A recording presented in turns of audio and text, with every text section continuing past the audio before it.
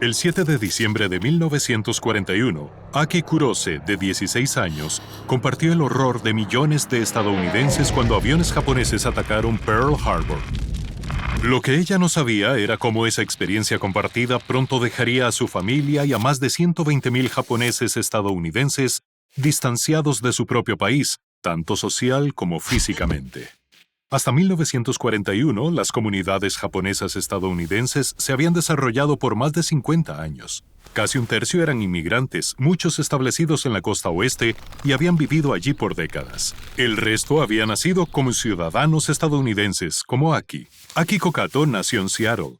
Aki creció en un vecindario diverso y nunca se pensó a sí misma como no estadounidense, hasta el día posterior al ataque, cuando una maestra le dijo: «Ustedes bombardearon Pearl Harbor». En medio del racismo, la paranoia y el miedo al sabotaje, los japoneses de Estados Unidos fueron calificados de posibles traidores. Los agentes del FBI empezaron a buscar casas, confiscar pertenencias y detener sin juicio a líderes comunitarios. La familia de Aki no fue de inmediato sometida a estas medidas. Pero el 19 de febrero de 1942, Roosevelt emitió la Orden Ejecutiva 9066. La orden autorizaba la eliminación de cualquier enemigo sospechoso, incluyendo a cualquiera de herencia japonesa parcial, incluso de las áreas militares designadas.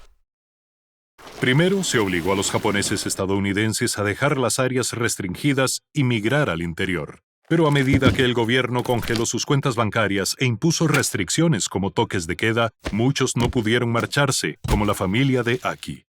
En marzo, una orden prohibió a japoneses estadounidenses cambiar su residencia, atrapándolos en zonas militares. En mayo, el ejército trasladó a Aki y su familia, junto con más de 7,000 japoneses estadounidenses que vivían en Seattle, a Camp Harmony, en Puyallup, Washington. Este fue uno de varios centros de detención improvisados en antiguos parques de atracciones y pistas de carreras, donde familias enteras fueron apiñadas en establos y barracas maltrechas. En los meses siguientes, el ejército trasladó a japoneses estadounidenses a campamentos a largo plazo en zonas desoladas del oeste y sur, y llevó a Aki y su familia a Minidoka, en el sur de Idaho. Vigilados por soldados armados, estos campamentos todavía se estaban construyendo cuando llegaron los prisioneros. Estas prisiones estaban superpobladas y eran insalubres. Con frecuencia las personas enfermaban y no recibían atención médica. La Autoridad de Reubicación de Guerra confió en los prisioneros para mantener los campamentos en funcionamiento. Muchos trabajaban en los campamentos o enseñaban en aulas mal equipadas, mientras que otros cultivaban y criaban animales. Algunos japoneses estadounidenses se rebelaron y organizaron huelgas y disturbios. Pero muchos más, como los padres de Aki, aguantaron. Constantemente intentaban simular una apariencia de vida fuera de los campos, pero la realidad de su situación era inevitable. Igual que muchos prisioneros, Aki estaba decidida a abandonar su campamento. Terminó su último año de secundaria en Minidoka y con la ayuda de una organización cuáquera antirracista, pudo inscribirse en Friends University en Kansas. Pero para la familia de Aki, nada cambiaría hasta finales de 1944. Un caso histórico de la Corte Suprema dictaminó que la detención de ciudadanos estadounidenses sin cargos era inconstitucional. En 1945, la guerra terminó y los campamentos cerraron. Los encarcelados restantes recibieron solo $25 y un boleto de tren a su dirección anterior a la guerra, pero muchos ya no tenían un hogar o trabajo al que regresar. La familia de Aki pudo mantener su departamento y Aki finalmente regresó a Seattle después de la universidad.